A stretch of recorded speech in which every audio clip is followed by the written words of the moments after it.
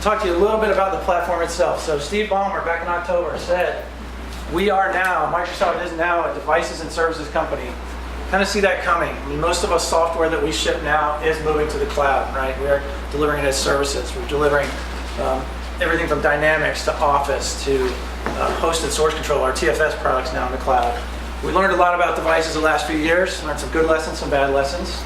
Learned some really good stuff doing Xbox. Learned some bad stuff with Zune. Learned some decent lessons with Windows Phone. Anybody got a Windows Phone besides me? I knew it. There we go. That's 2. That's not.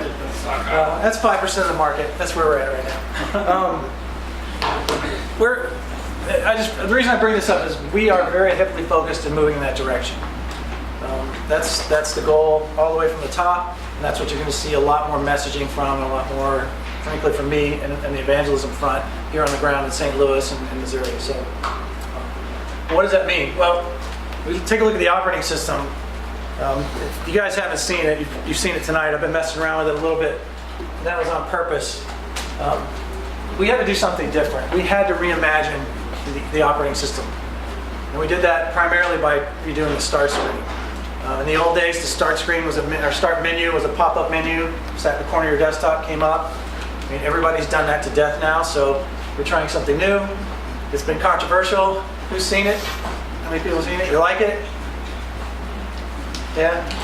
I got to tell you, it was a shock to me at first, but I thought, you know what? I'll keep one machine with Windows 7 around. I'll keep another machine with Windows 8. And after about 3 or 4 days, it just clicks, and it's from a productivity standpoint, no big deal at all.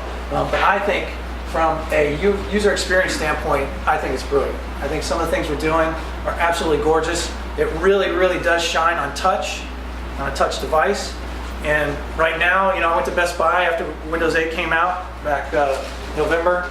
There were about 3 models of laptops and slates on the floor that had touch on them. But I guarantee you by this time next Christmas, all of them will have touch integrated. You'll be able to get a bargain basement laptop that doesn't have touch for like $200. The rest of them will all have it. So touch is coming in a big way. We see that in the industry.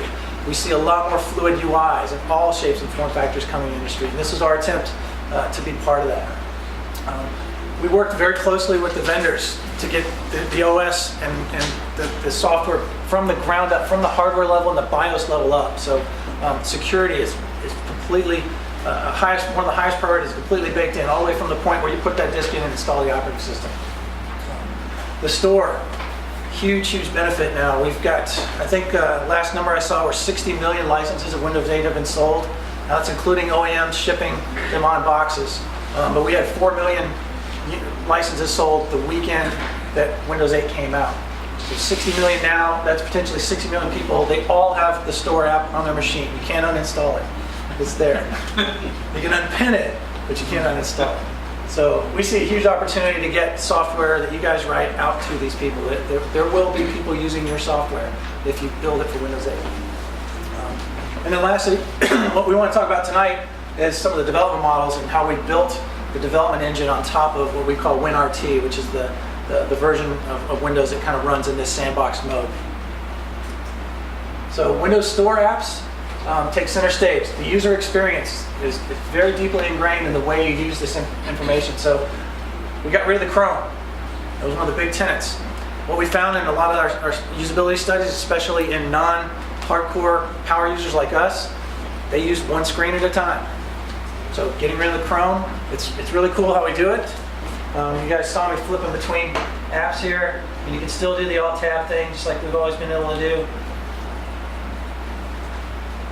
Get back to the right window. There we go.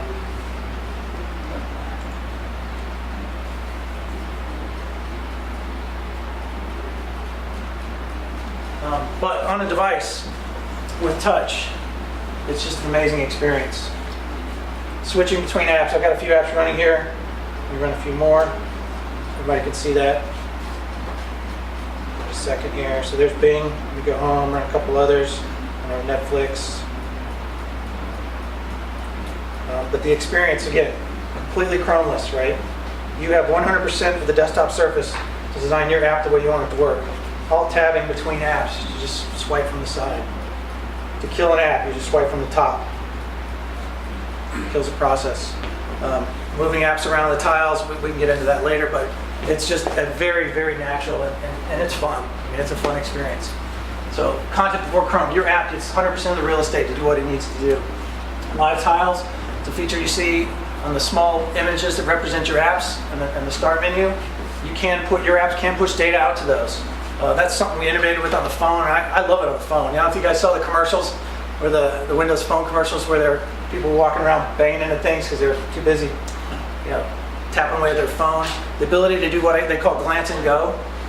Open up your phone, look at the tile, see what you need, put it back in. You don't have to hit any buttons, type anything, touch anything. Huge, what we call information radiators. We'll spit that information out quickly and easily to you in a nice kind of dashboard format.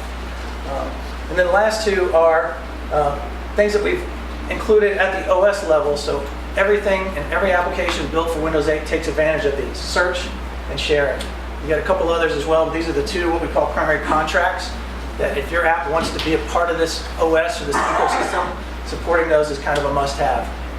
So, and I'll show you a little bit about how that works later. Feel free to chime in anytime, guys. It's going to be completely interactive. I know you don't always agree with what I say. I know you don't. So what's the big story here tonight is, from a developer's perspective, we wanted to make sure that that huge population of web developers can have access and have the accessibility to build applications to the platform. So in doing so, we've made HTML, CSS, and JavaScript a first-class language, a first-class environment for developing apps for Windows 8. It's very familiar to a huge population of developers, which we want because it helps get adoption. You can use all the toolkits you're familiar with. They run on a JavaScript bytecode interpreter. You can run it. The hardware is accelerated. This is still running in a browser ultimately. What you get with your Windows JavaScript applications, you get a full-screen Chromeless browser. It's a little bit sandboxed to run inside this WinRT environment. But you do get full access to the Windows runtime if you build these apps. So we'll walk through some of how that works. So here's the stack. As you see it from a developer's point of view, notice I've highlighted the HTML and JavaScript. If you see the word Chakra, that's the code name for the JavaScript engine that runs on Metro-style apps. Until this is dated, Metro. Formerly known as Metro, the Windows 8 user experience. But again, the skills cross over between the two types of technologies. But what you get is you get direct access down to the system level services and ultimately to the core of the OS. Is the JavaScript engine in the mobile environments the same as the JavaScript engine in the desktop? No, that's a good question. Is it the same JavaScript engine? It is, well, ultimately it's the same engine, but it's hosted by a different process, and they put some parameters on it, so certain things are blocked, and we'll walk through a few of those. Okay. And I'll show you, I'll show you the host executable that runs it. In fact, here's the environment. Everybody see that? So we've got a process.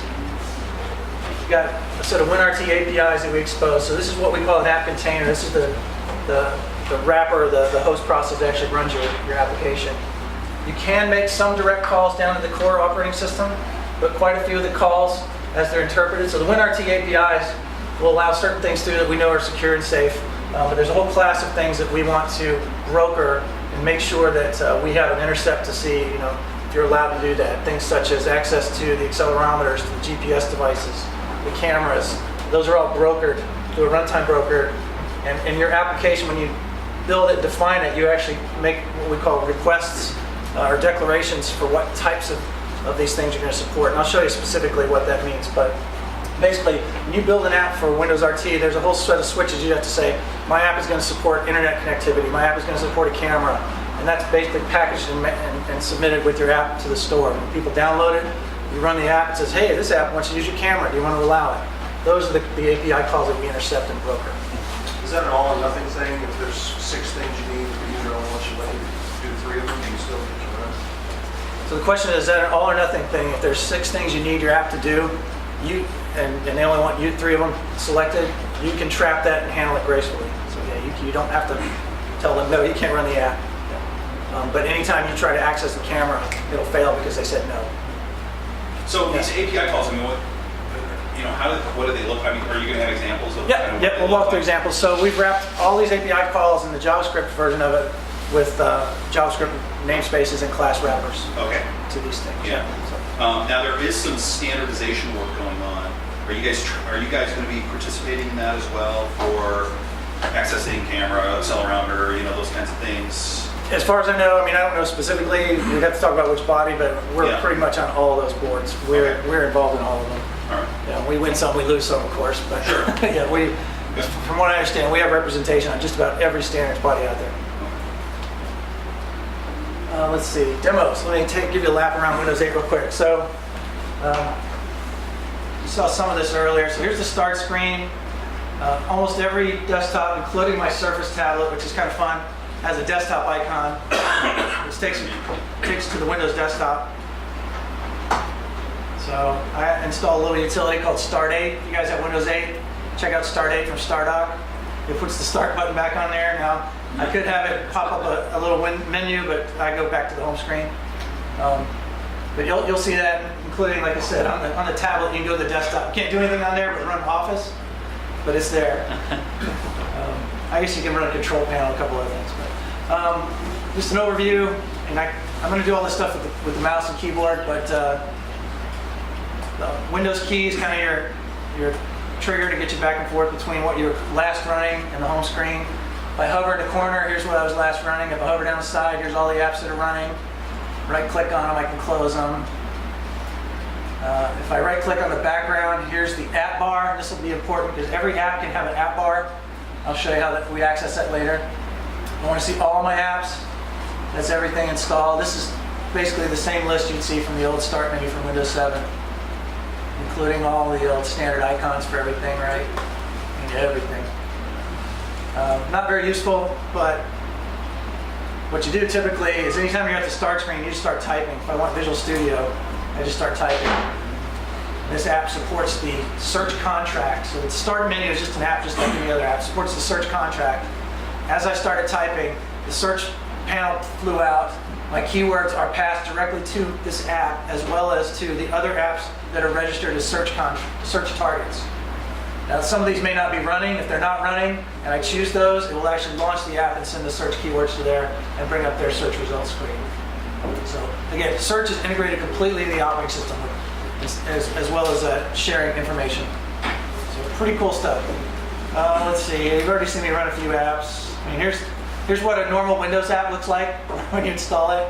You get the old 32-bit icons, I guess, or 16-bit icons. And all Visual Studio. Let's see. You see some live tiles here. I've got a few of those. There's the weather. Now, there's a couple ways that works. A live tile, if you're running an app, you can have your app send information to the live tile if it's running.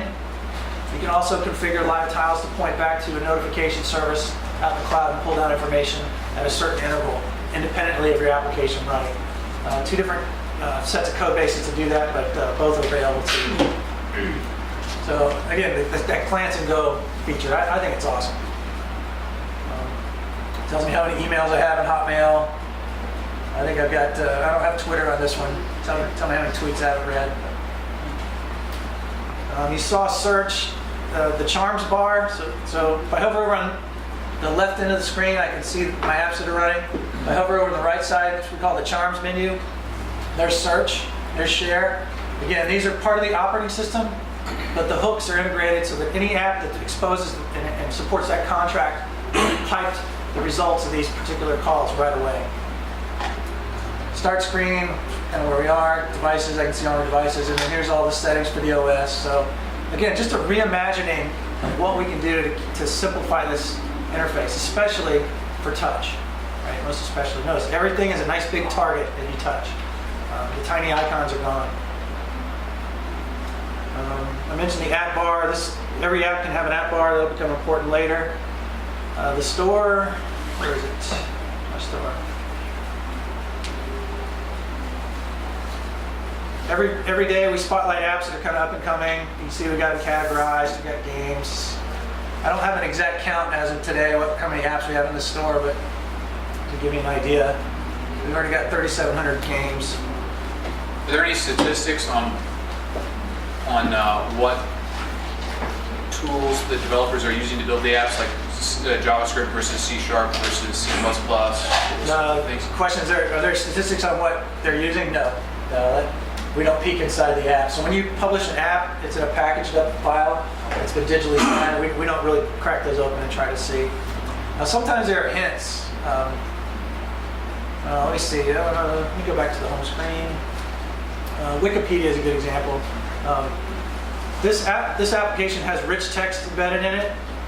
The only way you can get a combination of text, images, all to flow like this is if you use JavaScript and host it in a web control.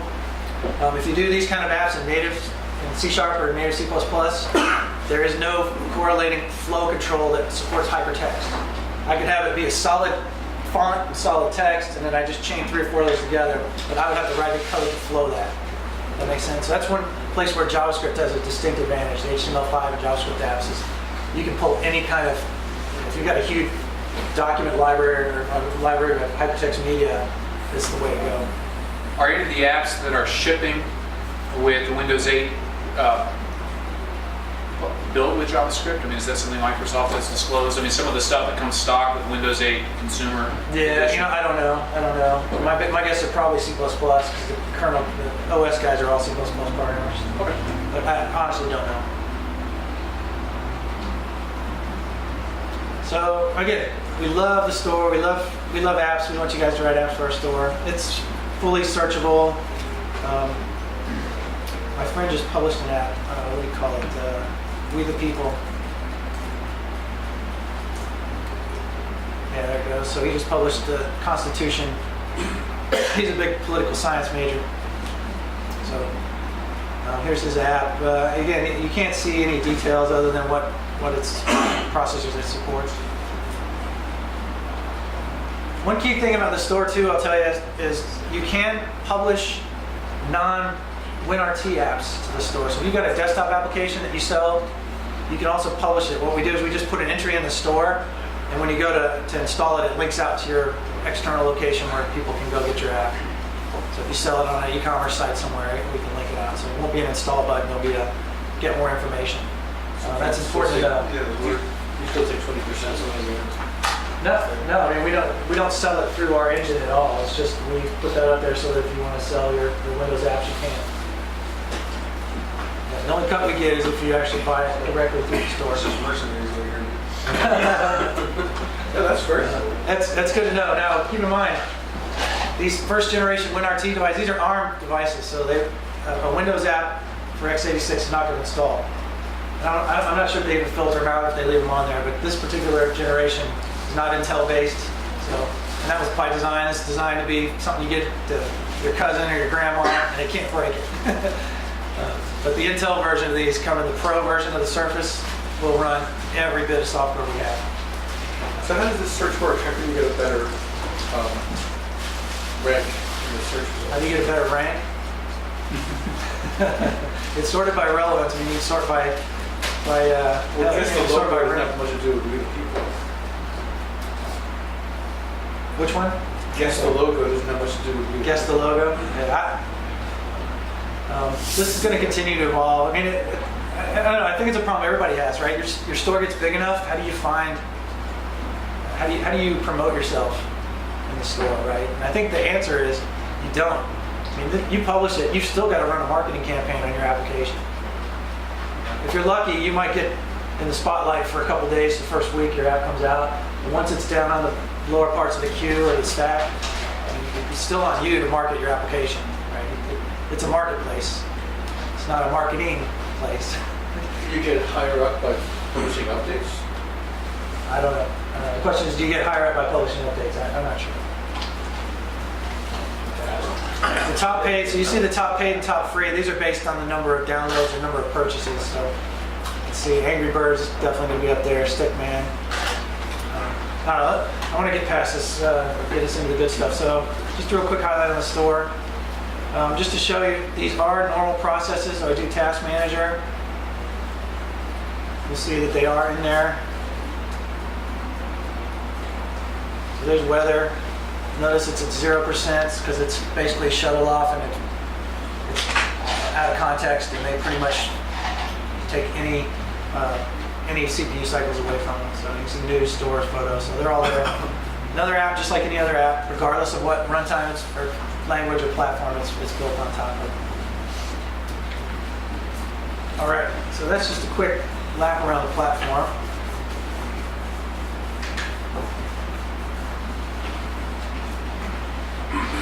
Let's talk about the good stuff. So WinJS.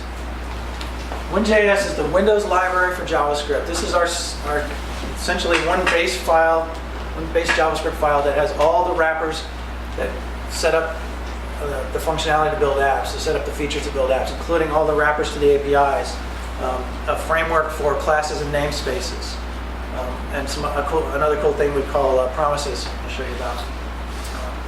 Why do we need this? Well, we wanted to put at least a basic library in place to let you get the controls you need that match the Metro design style and the user experience. We want to give developers building JavaScript apps the exact same tooling that the C# and the C++ folks get. So you get, you can see, I mean, designed for touch. The form factor matches the Windows 8 style and design guidelines. So we do get some controls out of the box that are already ready to go. The sliding panels, all that good stuff you saw me use. But you still get to use web technologies. I'm not going to really show it tonight. One point here is about using interactive design tools. Expression Blend is our design tool that we shipped as part of the Visual Studio family. Great support for HTML5, CSS, and JavaScript, including a WYSIWYG designer that's, I think, is pretty darn good. It doesn't put a bunch of junk in your markup. So if you're interested in the design side of it, definitely take a look at Blend. It does a really good job, and it's a completely seamless round trip. It opens the same project files Visual Studio does, have access to all the same properties that developers use, but it's designed more with the designer workflow in mind. What's that called again? Blend, Expression Blend. Isn't it free now? Did they stop selling it? Yeah? Yeah, I think so. Yeah. What does WinJS encompass specifically? Here you can see a list.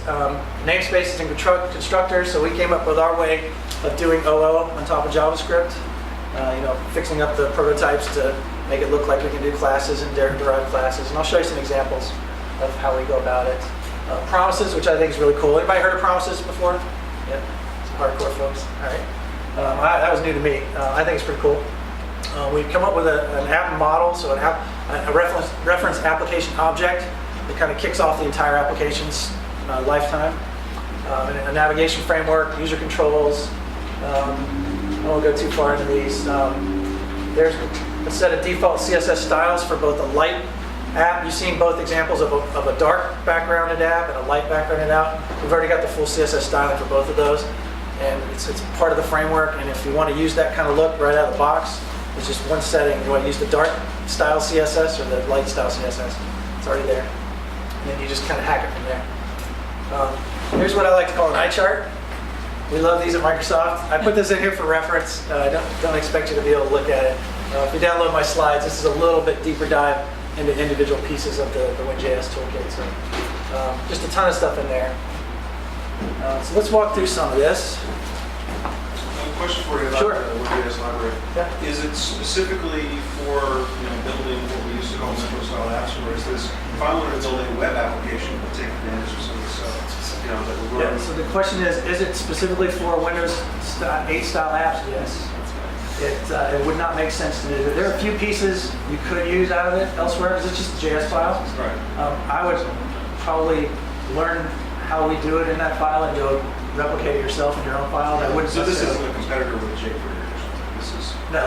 intended specifically for Windows 8? Yeah, and I think you'll see as we go through it, it's designed specifically to wrap what we need to build these apps. So other than the class framework and the stuff with promises and a couple of data binding things, the rest it's all platform specific.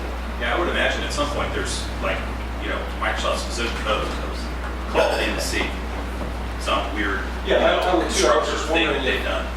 if there was Just to allow you to get hands a off. split between, things that make sense Yeah. in general versus things that are tied to Right. Windows specifically. Because then if I wanted to build a web app Right. and get a taste for the Microsoft class system, Yeah. then I could use that. And then So that's not the case. This is one file, base.js, and it's all piled in there. So you probably wouldn't want to go that route. So I'm going to create a blank project real quick just to kind of give you a start. Let's do split app. That's probably good enough. So just kind of walk you through what you get out of the box with one of these apps.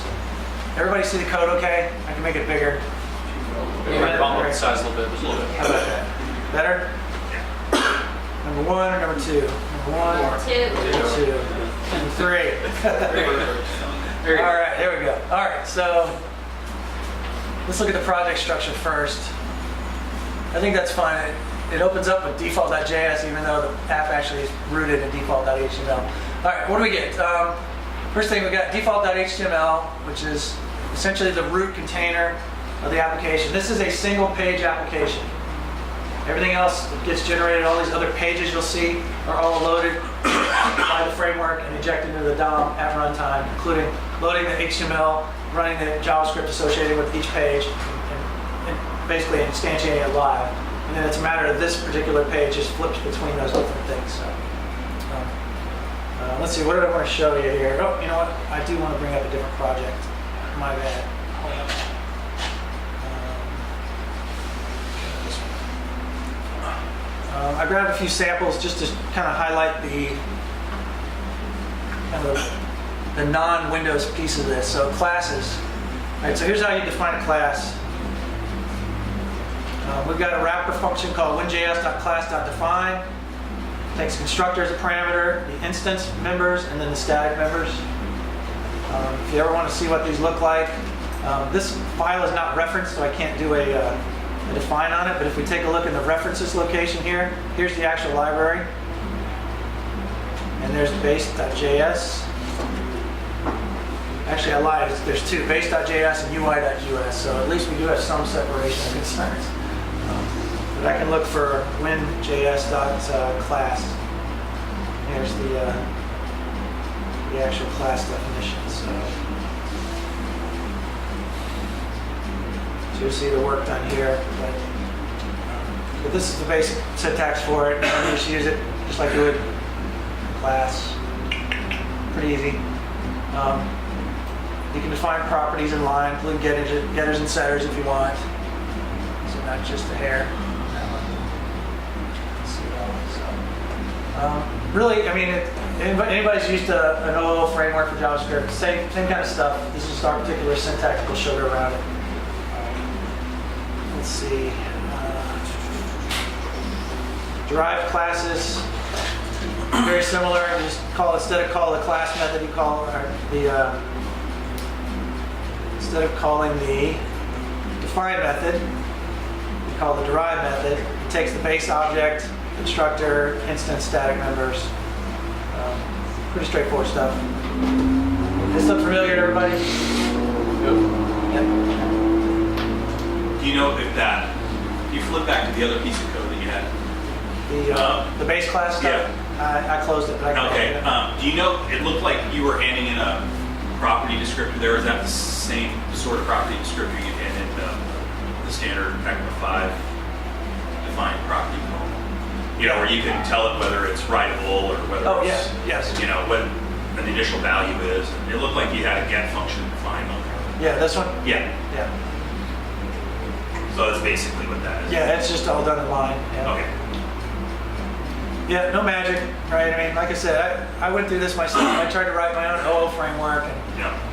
fixing up the prototype. But my point I want to show you, I guess, is this is pretty straightforward, pretty common design. If you want to see exactly what it's doing, you can go look at the base source file, because every project gets that included. And you can see exactly what it's doing and walking through all those things. It's pretty straightforward code. What kind of licenses are those components under? Is it Microsoft Commons or something like that? And then look at the top of the file. It's copyrighted. Limited use for in Windows Store apps. There you go. So like I said, I think the idea is if you see things you like out of this you want to use elsewhere, I would borrow the concepts and put them into your own library. I wouldn't just take this code and start using it. That's derived classes. This one's kind of fun. I've never really done much with mixins, but essentially mixins is our term for interfaces. So you can define within a namespace, I can define a class here called robot, and then I can define just a chunk of functionality called movable, and then I can mix it, which basically just bolts it onto that class as additional functionality. kind of like an interface, but also comes along with the implementation, so not quite like an interface, right? More like a component that comes along with its own interface. Where this is actually used in the framework directly is the page model. So I define a page that's going to get loaded by the overall application. What I do is I define, I'll show the code in a few minutes, but we define the different event points that a page lifecycle will handle. And then that just gets bolted on to the instance of the page object that the framework creates for you. So I can tell you, we're using JavaScript to get on and buy these. You're not using this with jQuery? Is there a problem? You can. Is it DOM3 support? I mean, what is there all the standard DOM things supported? Or? It's IE10. Okay. I hear some groans, but it's IE10. So whatever level of support in the JavaScript engine, IE10. It is ultimately the same engine. It's just got some restrictions on it, some ports open so that it works with the OS. Gotcha. So that's classes. Question? So that is classes. Namespaces, again, very similar. One of the things that I learned, I said I've been away from JavaScript for a while, but it's pretty common practice, and it's a very common practice in our framework to wrap everything inside of an anonymous function. Basically modularize it and not pollute the global namespace. So everything we do, pretty much in every one of our code behind files, is inside of an anonymous function of some form. So in this case, declaring namespace, we define a class with its members, and then we define a namespace with the robot as one of the classes of that namespace. And here's how you use it. So it's effectively you're opting in to make robot public. Yes, this is how you make robot public. Because otherwise it would be private. This function, it would be accessible outside there.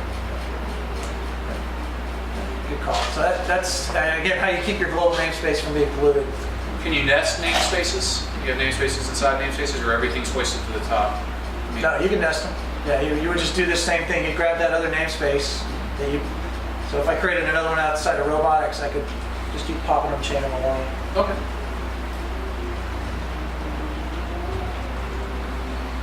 Here we go. Anticipated your question. So the next file is nested namespaces, right? So here we define a robot class. Here is just an array of robots. Here's a function called find_robot. Another function. We define robotics as this robot class. We define another one. Maybe this isn't quite nested namespaces, but I created another namespace with a function in it. But it can see all the content and data inside the other one. Make sense? So, I don't know. Anybody wants the code, I'll publish it up in my blog tomorrow, or if you guys can email if you want it sooner. But a lot of subtleties. I mean, you guys know this. JavaScript's got a lot of subtleties. And I stared at this thing 3 or 4 times before I really got what's going on. So what we're doing is we're defining another namespace that has this find_robot method. That method is not part of a sub-namespace. It just happens to be inside this private set of code here. Right? So the only way to get to this find_robot method is to go through that publicly defined robot.search.find_robot pointer to the function. Or would you just have like another entry in robotics and just have a search as the key? You could, yeah. I mean, you could just put it. I mean, like, if you still wanted to have the same nesting, you can just wrap that in an object and have. Yes, you could. You could. Just kind of work it up some samples. But yes, you absolutely could. Let's see. So that's namespaces. Data binding is the next one I want to talk about. And again, your question, you can absolutely use jQuery. You can use any and all other libraries you have. I just happen to stick with the simple stuff here. So here's what my markup might look like. Here's kind of our data binding syntax. Data win bind. You tell it the property or the attribute and then the value from the inbound variable. And the way you use this in code is you instantiate some kind of object, go get the div, and then you call process all, pointing at the div and then the object you want to bind to. And what it'll do is it'll walk the tree starting at that object and apply the bindings against the particular object you passed. In this case, person would apply to every binding I put inside here. So I could add 2 or 3 more, right, last name, everything. So Pretty simple, pretty straightforward system. So process all, just going to go grab that particular point in the tree, walk all the way through, and find every data when bind attribute and resolve the differences. Now, are those dynamic bindings like knockout, where if you make a change on the object, it gets Is it two-way sent binding? back? Those are not. That's a static one-time binding, but the binding context down below here is designed for what you just said. So here's essentially the same code, but I can get the binding, WinJS.binding as, if I were to do, actually what I should have done is, if I had used this here, then the binding context during process all will actually hook itself back up to the object so you can do it dynamically. That makes sense. This binding context becomes a two-way binding for that object. Is that a function then? It is an object, I believe. We'd have to put a debug breakpoint to try it out. Read the context, you guys? The context, yeah. I believe it's an object. Is like you knock out all of the things or functions. When you want to set the value, you call the function passing in a value. But it just basically becomes a proxy on top of that underlying bound object and can do, enough intelligence to go back and forth. Probably a little more to this. I just want to give you guys a basic idea of how it works. Obviously, dealing with two-way binding, there's going to be a lot more code than one-way binding. Sure. Just by the nature of the fact that you're going to be reading and writing.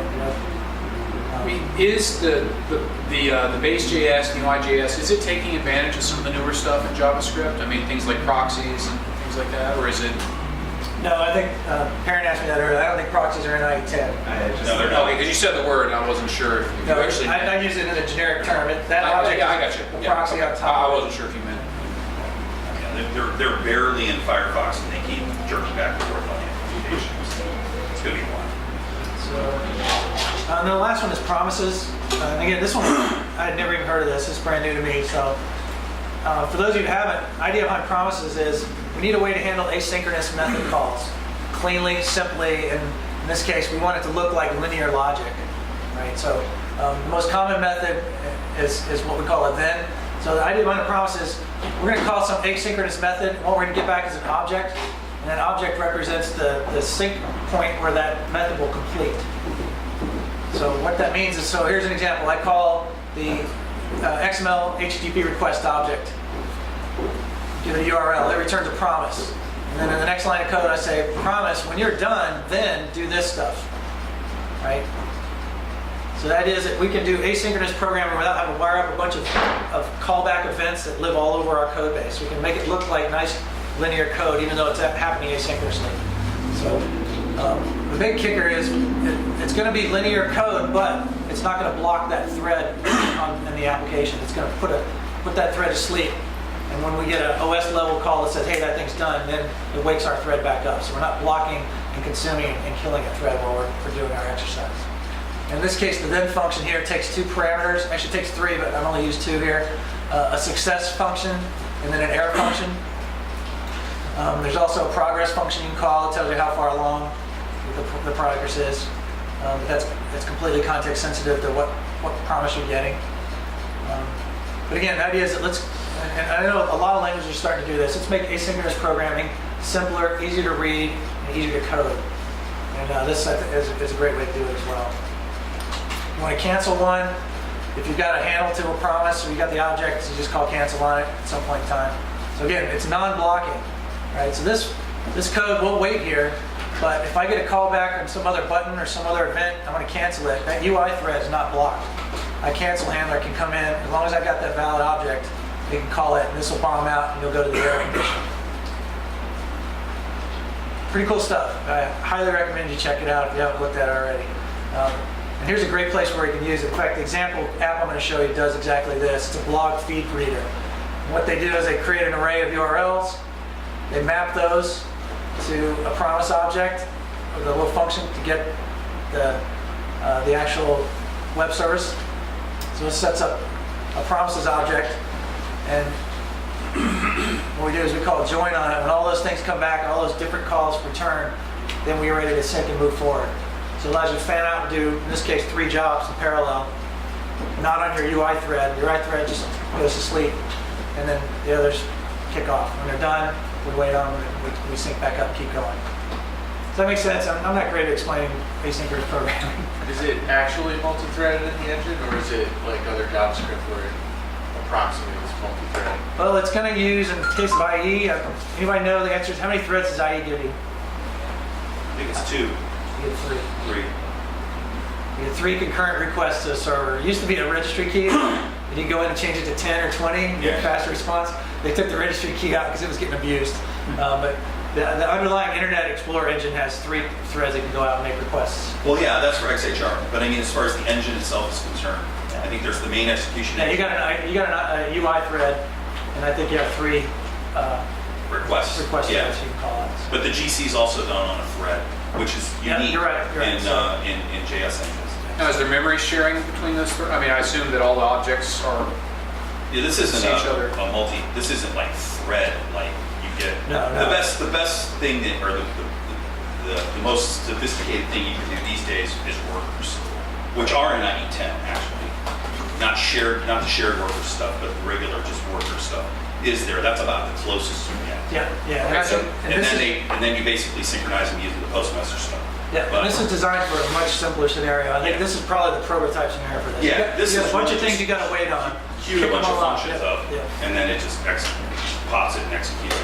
Yeah, and you can chain them together. Here I've got one. You can see I've done one call. When it's done, do this, and then when that's done, do this one. So a good chunk of the functions now in the WinJS library return promises, and the promise calls themselves return a promise. So you can chain promises against promises. So there's a default error back. I guess like in that first then block, you don't have an error back, so it'll fall through to the next one. Falls through, yeah. There is an alternative method called done that doesn't take an error method, but it will throw an exception. In this case, no exceptions thrown on error. So the alternate version would be, if I wanted this to die, I would use done instead. Right. Just cancels out the promise, essentially just shoots through. Yeah, kicks back into the failure. Last one's a timeout. Once you get an object, you can do a timeout if you got the handle to it. So here's a case where I want it to fail. In this case, you can see what the error messages are. Pretty cool stuff. I said I'd never seen this before. Pretty interesting. C#, we've got a different way to do it. It's pretty cool, called the await. So you set up a method to be asynchronous, and you just call it and you say await, which says wait on it. But essentially the exact same kind of paradigm. So this is just a quick lap around WinJS. I just want to show you, you got, here's the core library and the reference. Your base JS and UI.js, and then we've got the UI dark and UI light. These files are pretty good size. There's quite a bit in them, but some interesting stuff going on.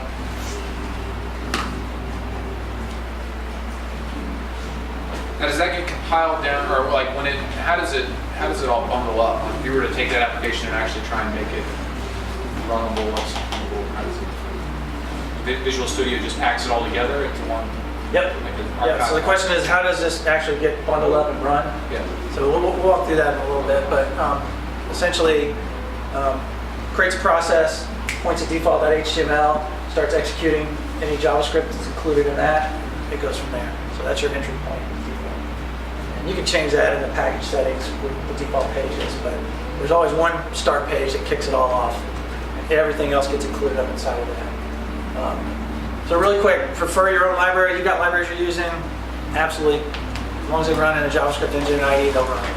So bring them in. One thing I do caution you is understand our web context and what we call local context, or our sandboxing model. And I've got a slide where we'll talk a little bit about that. But the kicker is you really want to kind of consistently adhere to the Metro, the Windows 8 personality, they call it. So that style. That's more the look and feel than anything else. But yeah, your libraries will work just fine. All right, so getting on to applications. So an application is quite a bit different from a website. It is essentially a single-page application, and the WinJS UI framework is designed around that style of application, that style of process. We've got an application model. We've got a navigation framework that's integrated in. We've got hooks into the OS for all those cool things, the accelerometers, the cameras, all that stuff's there. We've got APIs for persistence. I'll walk through the different storage options. But the key is the trust. We do restrict the JavaScript runtime because there's a certain level of trust that's assumed with these applications that you don't necessarily have running in the wild on a website. I will say though, I tried to get it working today, but I didn't have time.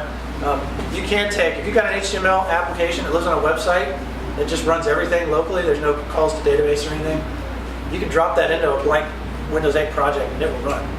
So it's just doing UI stuff and JavaScript, and you've got a clean HTML base, and it'll run. And it'll just navigate from page to page. It's IE. It's just as if you were running it on a local file share, and you were just open it up and flipping between pages. So ultimately, the shell for these apps is IE. The apps are sandboxed from each other, right? They can't Absolutely, interfere with each other. They're their own private processes. Differences from websites. Styling, obviously, we want you to adhere to our styles. You do have access to the Windows runtime.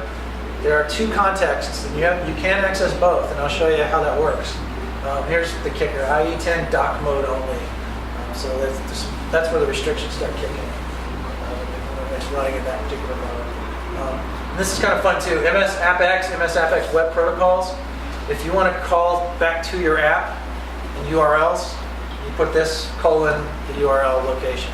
You don't put file colon, you don't put HTTP. You put MS AppX colon and then your resource inside your project. That's how you self-reference other parts of your application, other assets. All right, so context. Typically, Internet Explorer, IE runs your particular application, your particular website, HTML, CSS, JavaScript runs in what we call a web context, which is the web rendering engine in a window. The Windows Store app runs in wwa host.exe. That's actually the executable that spins up. We just rename it to the application name as it boots up. We have a local context, which has its own app data, local temp, and roaming. And then we got access to the Windows RT APIs, and then those get proxied on down to the ultimately to the OS. But you can put a web context in an app as well. When you do that, though, essentially it's a control. One of the built-in controls is just a web browser window. You can Chrome it any way you want, put borders, backgrounds on it, and then point it at a publicly visible URL on the web. That particular window is just like IE. It has public access to anything out on the web, but essentially just its own private window in the app. Does that make sense? Everybody follow that? So you got your code running locally. The minute I put a web content control, and point that at URL, that thing has a completely different set of runtime restrictions than the rest of my code. Can they communicate at all? If you have JavaScript running inside the web context, can it? I don't know. I haven't tried that. The question is, can they communicate between each other? Probably to the degree that you can talk to a browser control or a web control. So get the URL, get the. I don't know. Are they two separate windows? I mean, from a JavaScript perspective, would you look, poke around the object model inside of each one of those running apps? Would you see that model as a quote window or an iframe? I don't know. We'd have to look at it. We can boot up and look at it. I'm not sure how it would be. If they are, then you can probably use like post message. Right. Right. I mean, think of it. A very rough approximation. Essentially, you're sticking an iframe in the middle of a Windows app. Is what you're doing. It's sandboxed. It's got, we don't want any code. Actually, here. So here's what happens. It's a matter of trust. If you have access to the Windows runtime inside the local context. In that web context, you don't, right? So if you put one of those controls on your screen, point it to a URL, and it downloads JavaScript, that JavaScript can't see the local machine, right? It's private. You're running on a website. You do have some access to the JavaScript Windows library. JavaScript downloaded from a URL, you cannot do that inside a Windows app. We don't want a local app to go download code off the net. It could potentially compromise the system. You can run it in a browser window all you want, but if you download a code, try to run it inside your native Metro part of the application, you're going to get exceptions. Data from URLs for fonts, it's a big no-no too. Mostly because how do we know it's a font? It could be anything. It could be code that we can download and try to run and bypass the security of the platform.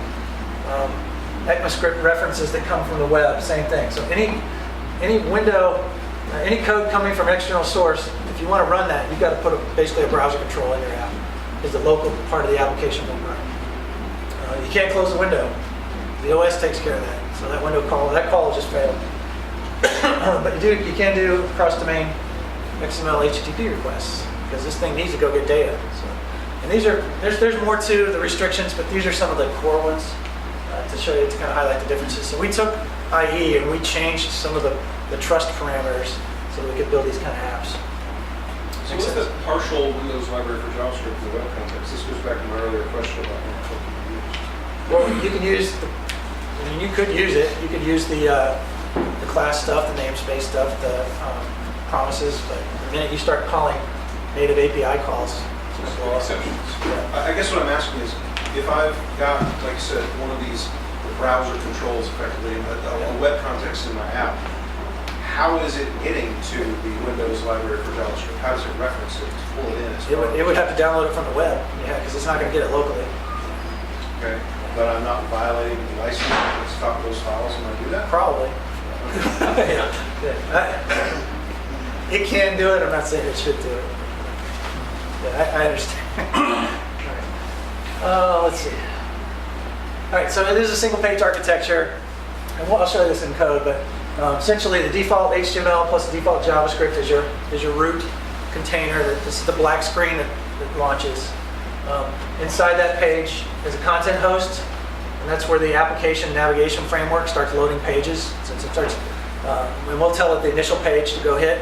It'll go grab that, pull the JavaScript for that HTML file, which may include its own JavaScript file, pull that in, inject it into the DOM for the overall page. And then the navigation framework continually flips those things, loads them as they're called, and flips between them. And then also the content, we've got an app bar. So the app bar is global to the entire application, where the rest of the code is localized to the pages. There's a couple states that apps go through. You kick one off and running. Starts off, goes from dead to running. The OS can suspend that app if there's not enough headroom in the machine. It can put it to sleep, basically persist it, get it flushed out to. Losing my mind here. Get it out of Swap. Get it out of working memory and get it into virtual memory. Swap it all the way out. If it needs to. You don't know when that's going to happen. It's indeterminate. If there's enough apps running, and what we want to do is we want to make sure there's a really quick that swipe experience to get you back to another app. So we try to keep as many as we can, but there's no guarantee when your app will suspend. Suspending is a good time to you get an event before it happens to write out any persistent data you want. Their current screen they're on, any settings for that particular app.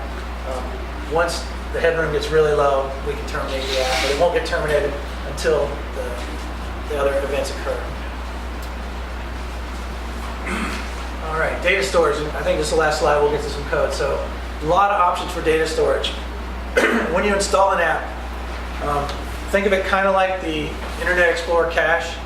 You get a private folder where your app goes, all the assets and parts of the package.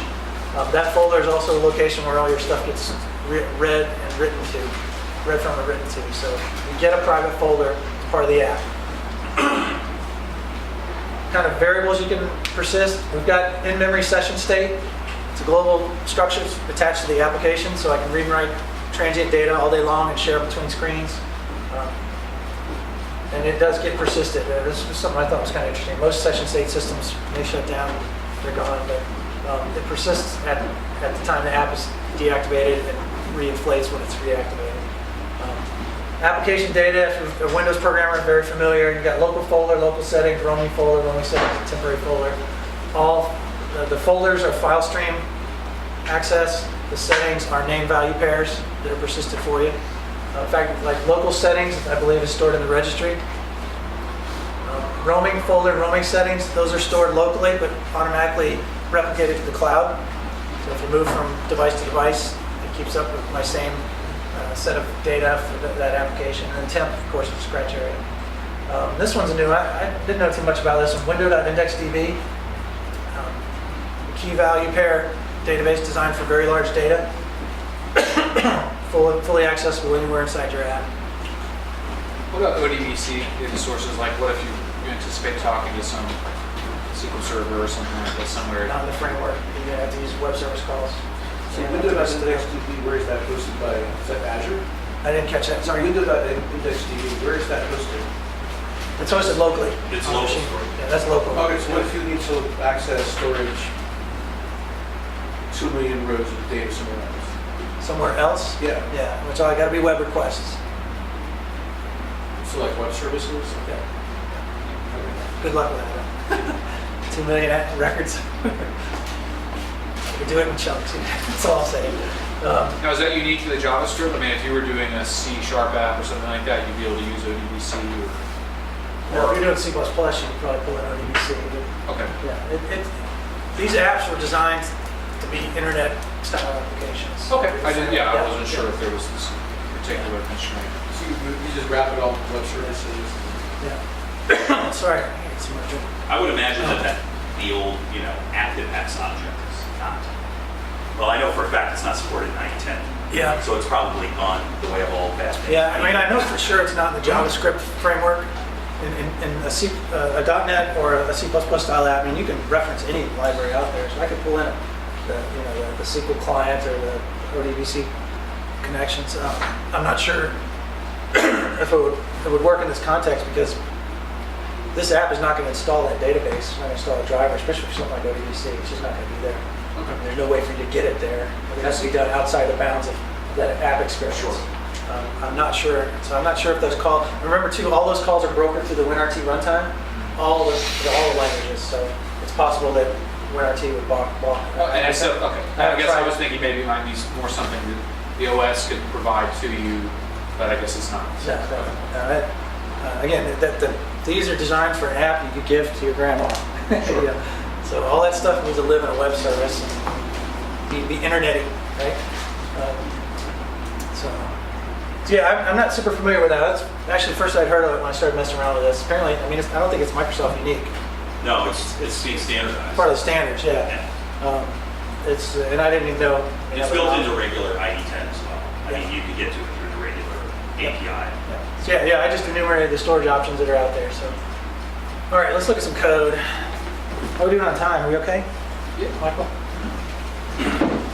All right, so I jumped the gun a little bit earlier. So let me close some of these things off.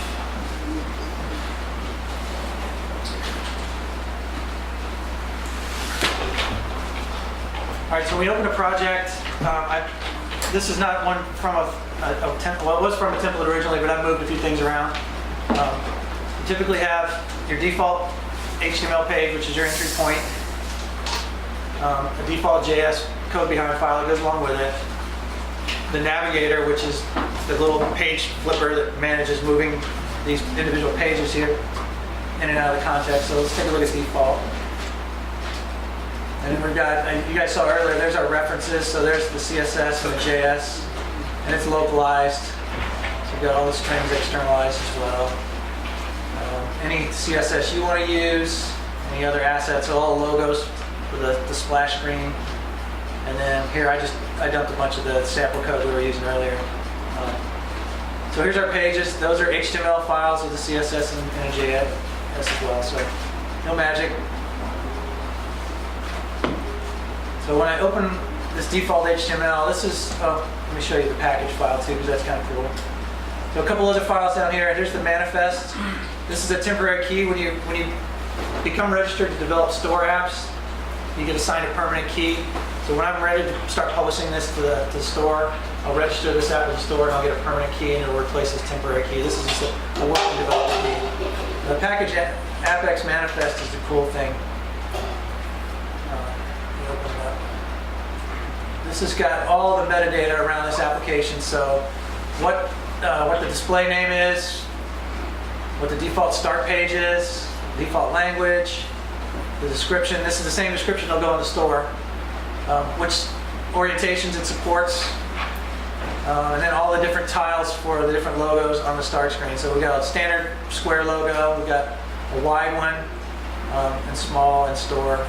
So all these things.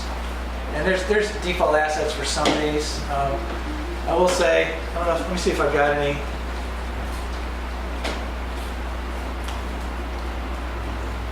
Yeah, this is not supposed to go through the store. That's the default X icon. But there were a few in the store. Hopefully they've weeded those out by now, but there were a few getting through with just the blanks. There's a vetting process when you publish your app where they run a whole battery of automated tools against it, looking for very common things like the default icon. They run some rudimentary forms of load and stress testing on them to see if your app will blow up under certain conditions. And then a person looks at each one of the apps, one final look through, and then it goes into the store. So you can see all the sample apps I've been creating here. But again, what you want, you got the wide version of the logo. You can pick a smaller one. If you don't supply a wide version, I think this option just doesn't light up. Yeah, see, there's no option for it. So that's the assets there. Capabilities, this is where you tell it what kind of operating system resources you're going to use, whether I'm going to support authenticating inside an enterprise, where I want direct file access to the user's local documents folders, location awareness, microphone, all that good stuff. You can see that. So those are all the things that might prompt you to ask for verification from the user that they want to light that up. Declarations, this is where we can add what kind of interfaces or what we call contract we want to support. So the most common one is the search and share targets. Those are the two I typically use, but you can see the others. So again, these tell the host OS when it launches this thing that there's a callback function for this particular hook somewhere in your code base, and it goes to find it and hooks it up. Let's see, content URIs. I'm not sure what that one is. Here's your super secret code. Don't look. But this is where you set your versioning and your own particular unique ID for your application. Cool. So that's a lap around the structure. So here's the actual code file. Not a lot of magic. We include the dark USS, again, a dark CSS. If I wanted to make this the light one, I would just change that. Now I've got a white app with dark text instead of a dark app with white text. Base and UI, and then your data.js, which is my data access layer here, a little data layer and business model. Default JS, and then navigator. Here's my content host. It's actually called the page navigator control. So this is the page control that handles navigation and loading and navigation and flipping between those other pages in the app. Item detail, items, and split. And then the app bar. And I've got one button on here. Let's see, it's called full view. So let me run this so you guys can see what it does. So it's going to run and it's going to instantiate default.html, and then the first thing it do is this page control is going to actually load items.html, which is this page right here.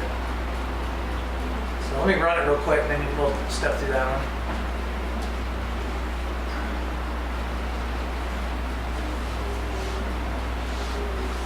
So here you can see, now I also did, remember I mentioned promises earlier? That data.cs file, one of the things it does is it goes and gets all the feeds. So I set up an array of a bunch of blogs I want to hit, and then pushed all the promises for the calls into a queue. And then when they're all done, we join them back out and we get a list that I can bind to in the UI. So that's what we did. So we data bound this to just a list view that got custom styling on it. Click on one of those, I get a list of all the blog posts for that one. You notice over here I've got a web control. So this is what I was showing you earlier. This control has multimedia web content in it. So this little box right here is a standard web browser that has completely different runtime characteristics than the rest of the screen here. So it's a web control right next to a list control. And that's because it's pulling content directly through HTTP calls. And if I want, I added an app bar, so if I want, I can see whichever one of these is selected. I can go and view it in a full screen. And here's the same thing. This is another page with the title, data bound, and then another web browser control with all the rich content in there. So for those long titles like that, is there a way to actually scroll to the entire title?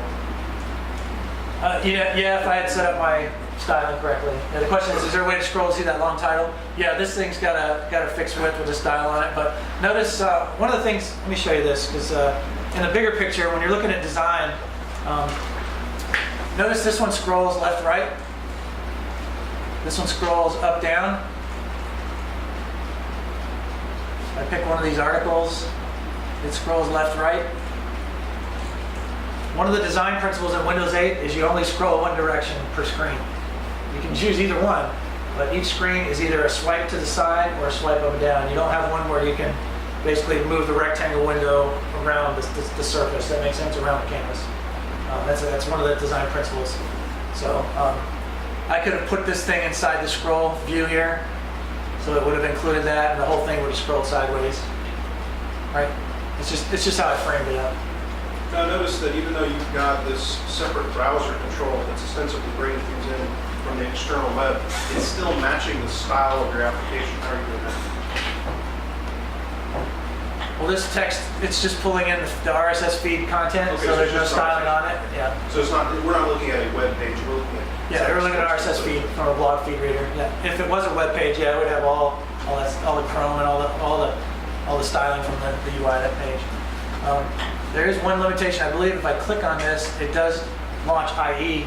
So any links that are inside that do not open up in the same web browser window. It will actually send you over to IE and launch it in a separate process. That's just a safety feature. And again, that's not the design of my app, right? I don't want this, once you get to this particular document, I don't want this to become just a browser window. This is just to read that. So those links are live. You can see them highlighting, but it's not going to do it in place. And that's an override that's part of the control. So, see if there's anything else. Yeah, so the app bar is global to the application. Notice, I don't know if you saw that. When I went back there, the history is not the stack history. It's the history of pages I've been through. So you can see it's moving between them. Right?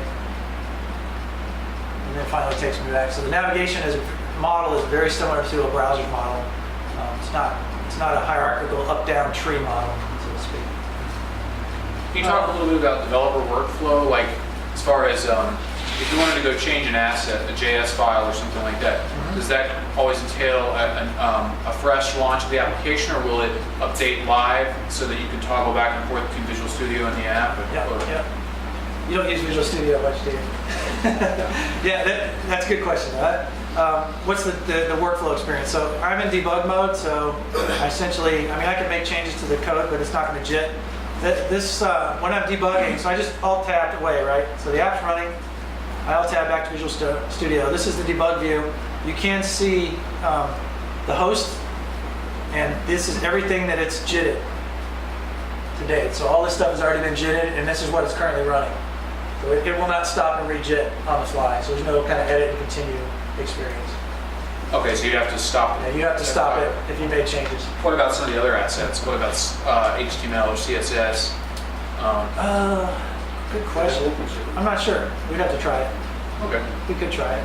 Well, the other question I was about testing. Does it come with any sort of TDD stuff built in or preference? No. There's some other add-ins for Visual Studio for unit testing, Okay. JavaScript, but no, out of the box, this doesn't come with it.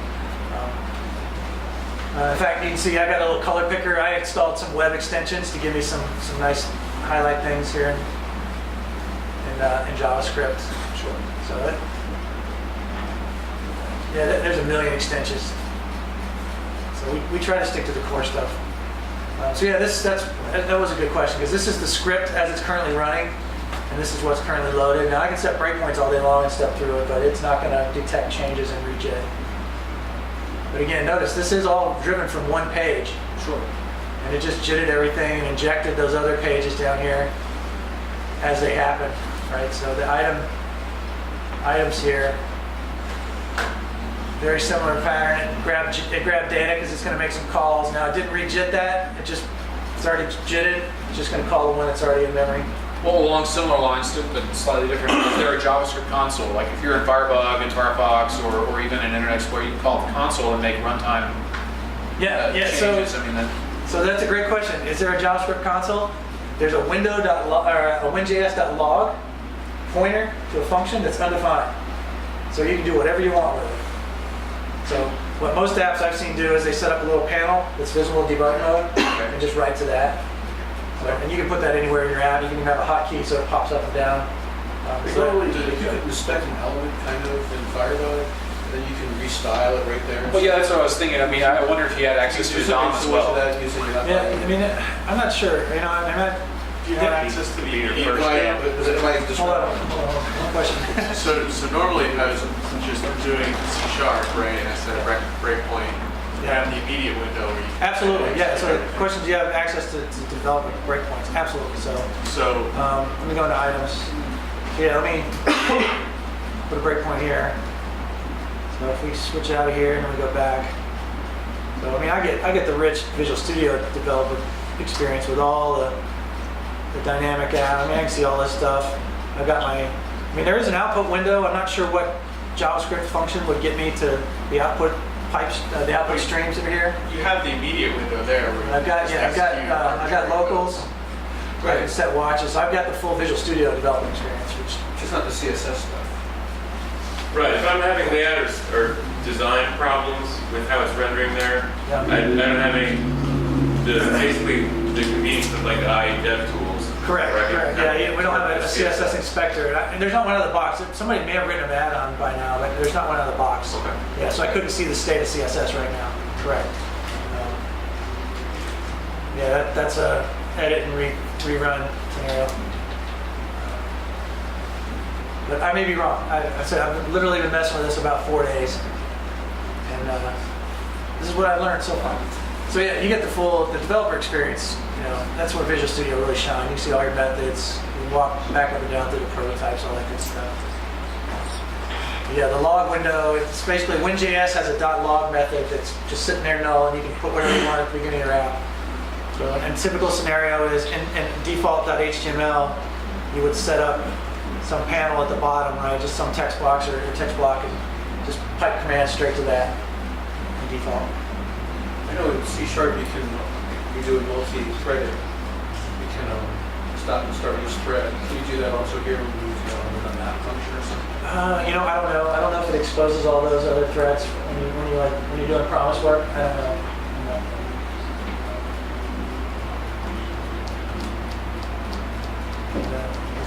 I don't see the thread window here. I guess I could see if I could add that after. We can check that out afterwards. But yeah, you see the call stack, right, all the way back down through the. That's a pretty complex call stack. So if you click on one of those little ones, can you see the state of a variable before it's changed? No. Well, you'll see it whatever it is on the call stack. Yeah, you see as the state queued up through the stack. See all that stuff. So. Let's see anything else.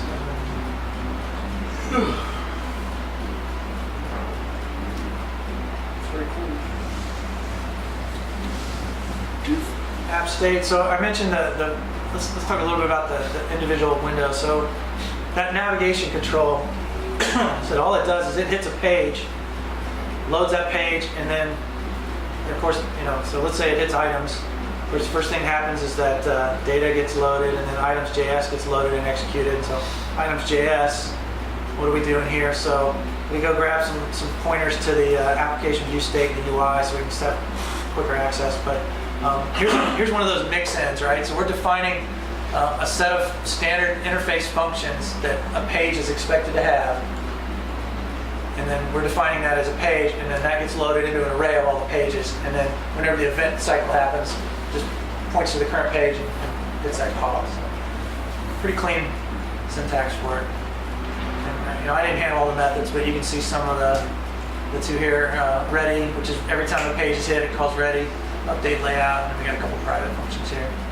So, I don't know if we walked through that. We walked through the data class, so it's just in-memory data and some web calls. Let's see what else. Contracts, pretty cool. I wanted to mention one thing. It does Sure. look like there is a DOM Explorer that you can use for your applications. Yeah. So we're not. In the extension library, or is it in Visual Studio? It seemed like it might be part of. I found someone mentioning it that it's in the MSDN tutorials and whatnot, and it just seems like it's part of Visual Studio. And then I don't. There is one. There is one for websites, but I don't know if there's one for Windows 8 apps. I just haven't found it. Oh, so well, I'm seeing the code that they're talking about. It's referencing stuff like WinJS stuff. Is it? Okay, maybe there is one. So it does seem Yeah, I like mean, it's- here's how many windows I'm not showing.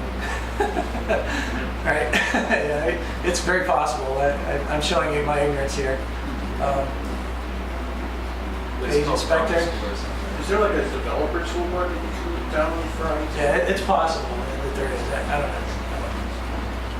So we'll have to show that one. I just don't know. I really don't. I encourage you to explore it for yourself. All right, coming to the home stretch. I want to show you one other thing real quick, and that is contracts, just to show you.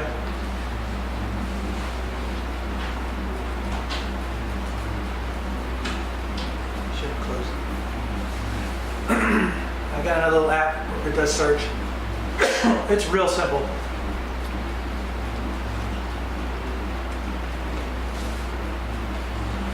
To support a contract,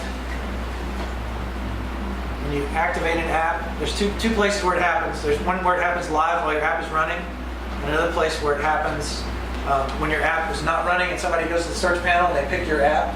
So that's this scenario here. So when an application is launched from a non-running state, and the activation enumeration when it starts up is search, and it just tells your app automatically kick into search, go launch a search screen and do your results, right?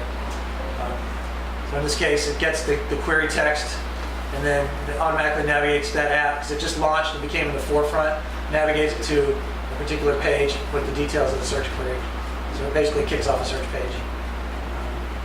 The other one is if you want to hook in, your app is running, you don't want to hook in directly into the search pane. When you first start up your app, you go find the pane. It's part of the app model. You say, give me the search pane from the OS. So every app has access to it directly from their app tree, their app graph. So you can go get it, and that's what's going on here. So go get the search pane from the search bar for the application model, and then attach to this event. And so that's what. So let's go back to that's not right. Let me run this one.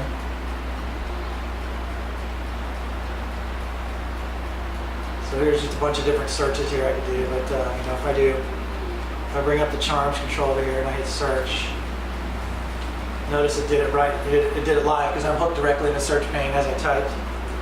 See it down here.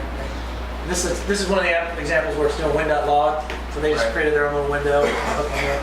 And notice it's already highlighted. So if I did this test and I type music, then it launches music, sets it in the mode where the activation is search, and immediately puts that app in the search mode. So is that list, is the bottom list populated by things that could be receivers of search queries? Yes, in your package manifest, you say I'm a search target or a search receiver. So there's nothing about your current search query that those apps are responding to. It's just these are apps that could receive a search. They satisfy the contract. Correct. They're search on hold. Now, certain parts of the OS can do it live as well. So these first three up here, those can search live. So let's see, visual. Oh, hit my breakpoint. Hold on. F5. The OS reserves the right to search live while you search. So, no, maybe not. Yeah, so yeah, they're not doing it either. So yeah, there's nothing special. These apps, if they're not running until I click on one of these other ones, it's going to take me over there and search for it, right? Settings, 9. Yeah, so the OS does have some level of hook to pre-process those searches, but these other apps, until you click on one, it's not launched. It's not listening to anything. But the OS reserves the right to be a little special, I guess. What if the app is you haven't explicitly quit it, but it's like suspended? Well, right now that one I was just on is suspended, but it's not being piped to it. Where is it? Yeah, so yeah, it's not piping it to it because it's not the active window. Yeah, this is the one I was running, so it's not doing it. The minute I click it, there it is. Because that would be too expensive. We'd have to execute every one of those apps just to tell it, give us a count of how many results. Oh, I can imagine the big reasons it wouldn't work, I just didn't know. These are part of the OS, right? Yeah, these are part of the OS, and I assume most of what they have is an index or cache. So we go ahead and do those. It looked like they were in a background thread because they didn't trigger right away. I don't know if you saw that. When I switched, I don't know, when I hit tab, I did something and it triggered it. You clicked up once. Did I really? Anyway, I encourage you to play it. It's pretty cool. I mean, it's neat that search, share, that stuff is directly, it's a hook in the OS now that's directly available for every application. It just kind of sets a precedent that we want you to turn those on and light them up. You don't have to support them. And some apps it doesn't make sense to support them, but it's just really cool that there's a standard way that you always do it. Instead of every app like this, here's Visual Studio, check out our search. Right. We couldn't find a better place to put it. It made it globally available, so we just bolted it right into the title bar. All right, so coming to the home stretch, guys. So last thing I wanted to show you is something new that we've been working on. Anders Heilsberg used to, I don't know if you guys know who he is. He was the guy that invented Turbo Pascal back in the day, Delphi, and then got hired by Microsoft to write our version of JavaScript or Java. Lost a lawsuit, so he wrote C#. You guys know that story? Great saga. Anyway, he's just a language brainiac. I mean, the guy he lives abstract syntax trees. That's just eats, sleeps, drinks them. Anyway, he was tasked with what can we do to JavaScript to help us write safer, better, stronger code. And so he's been working on this project for a while and just revealed it, I don't know, maybe around the time of build, I guess, maybe a little early in the summer last year. So the idea behind TypeScript is it's a superset of JavaScript for building what we consider more high scalable, safer applications. It's a typed version of JavaScript. It adheres, from what I understand, 99% to the next ECMA standard for typed JavaScript. So if anything, we're kind of paying it forward. We'll be ready when ECMAScript 6.0 or whatever the version is going to be. So this is following that spec. We may have a few things thrown in there right now. It's in beta. We have a few of our own little plays in there. The idea is if we get classes, modules, interfaces as first-class citizens of the language to help you build more robust apps. And it is nothing more than a pre-compiler that compiles down to just regular JavaScript. So it will work in any browser, any host, and we open sourced it. So it's out there available. You can see the entire source of the compiler, grab it, take it as a research project, change it to whatever you want. So I wanted to give you guys a sneak peek of it because I think it's pretty cool. I like type safety. I just do. So let's close this out.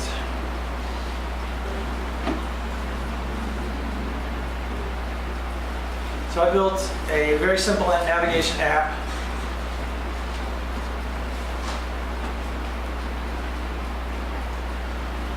I think, in fact, it's only got one screen here. Yeah, just got one home page, so not a whole lot to look at. But notice the HTML, very similar, right? We've got default.js included, navigator. We've got our content host. Now I don't have an app bar in this one that's commented out. But where it starts to look different is, now it does still include default.js, so we are still using JavaScript, but I've got a default.ts, a TypeScript file that lives above the actual default.js. So this thing is essentially taking TypeScript, compiling it down. I think it does it every time I save the file down to the native JavaScript for the same app. So let me bring up the TypeScript here, and let me show you. I've got a little add-in that lets me see both at the same time. Web Essentials. Notice the compiler, we've got it set to minify JavaScript files as well, so quite a few things we can do with it. Preview window, same here, compile, unbuild, minify them. All right, so this is gonna, let me close that out, open it back up again. So here we go, I've got a panel that shows me both the original TypeScript as well as the underlying JavaScript that gets generated. And so what does it look like? Let's start with a simpler one, maybe home TS. You got, formally now we have a keyword called module.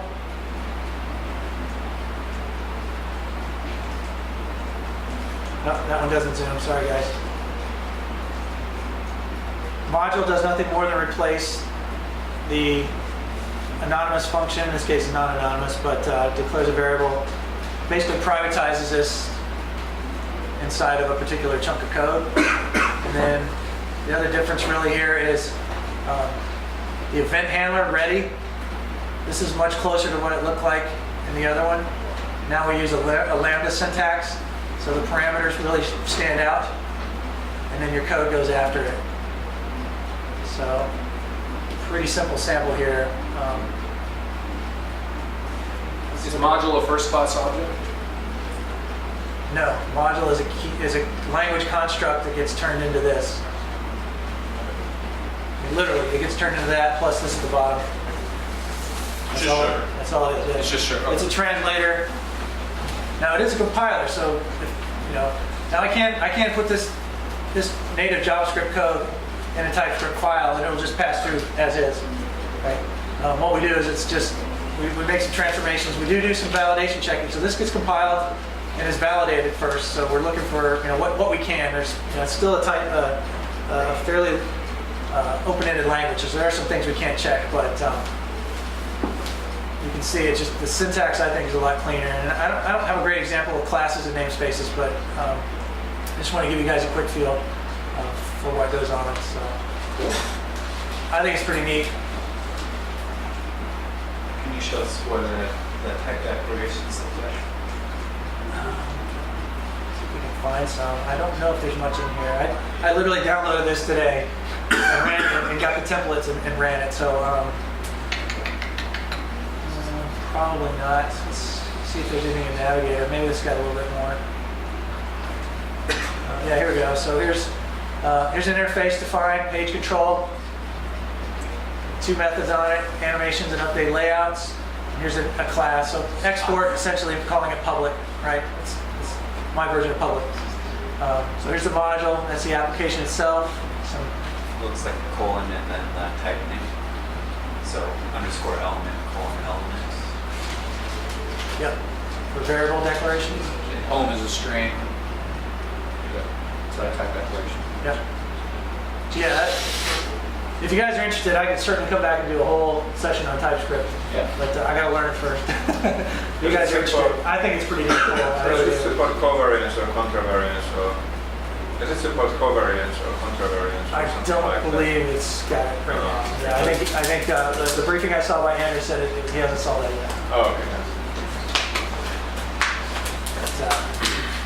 Yeah, here you can see just constructors are explicitly declared. So it's not just a translator. It does do semantic analysis on this code before it generates the JavaScript code. So I'll give you an example. The TFS, Team Foundation Server in the cloud, the team took TFS, ported it to Windows Azure. They're running out there. They had something on the order of 300,000 lines of JavaScript code throughout their app.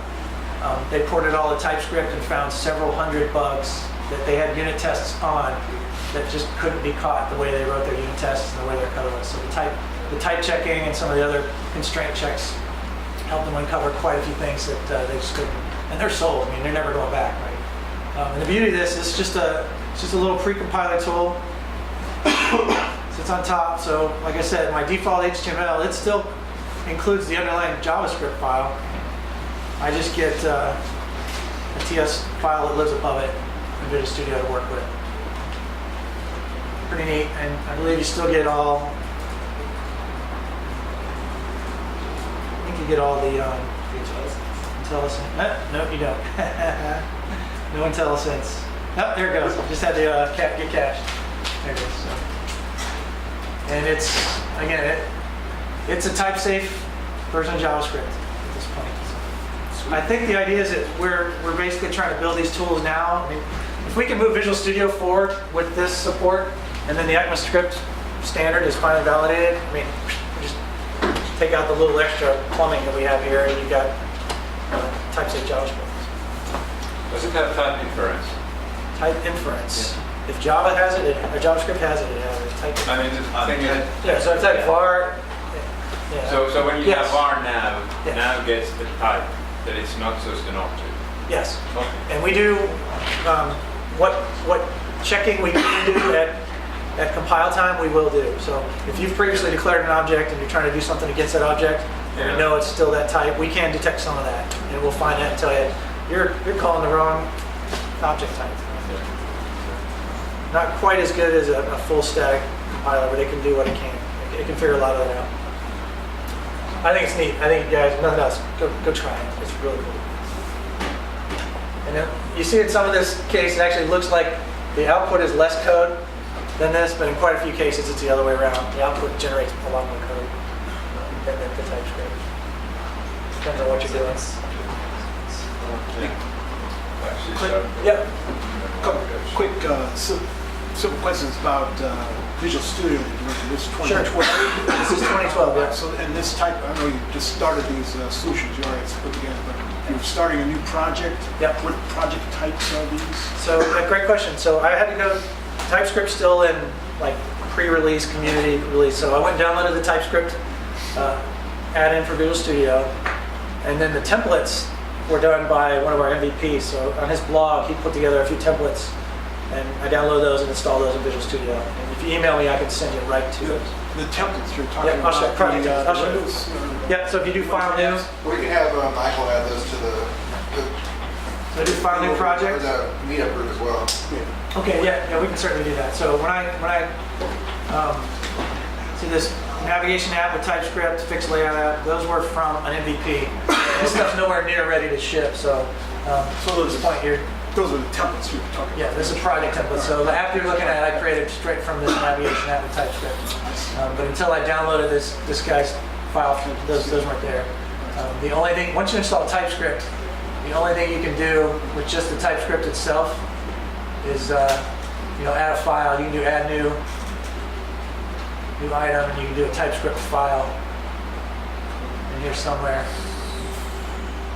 I don't know where it is. Maybe not. Maybe you can't even do it there. But if you create one, it'll pop up. The minute it runs, it'll pop up a JS file underneath it.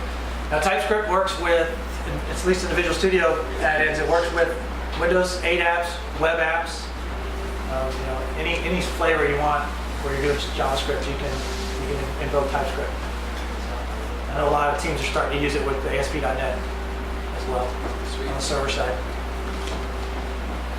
We like it a lot.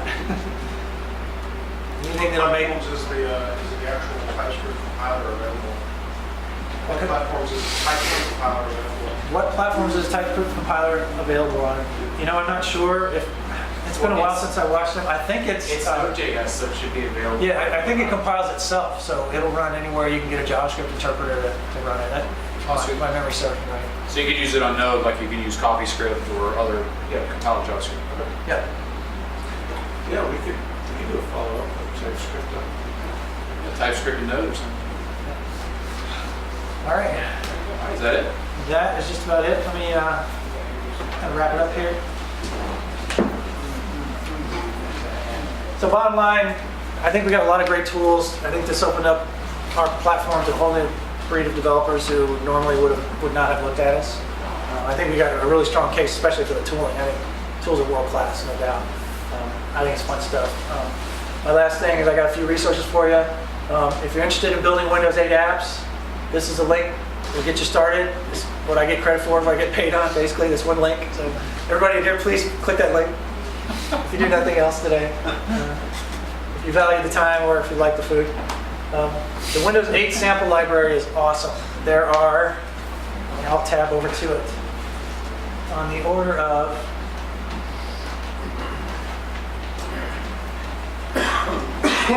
432 sample applications you can download. There is a sample, I think they got 99% coverage of the API, the WinRT API, or the WinJS API, I'm sorry. So there's a sample that covers every single thing you can do on the platform. 99.9%. So, and they're all broken out into how do I do search, or how do I use the camera? I mean, they're all nice chunked, all separate. So, in the old days, you'd go grab a sample that was offered up at a conference, and it did whatever that speaker decided he wanted to play around with, right? So this is a lot cleaner than that. There's my slides. And then finally, the TypeScript is there. We can put these up on the Meetup site as well. Absolutely. So if you want the link to the project templates, it's on Chris Sells' blog. I can grab a link for that too. Thank you very much.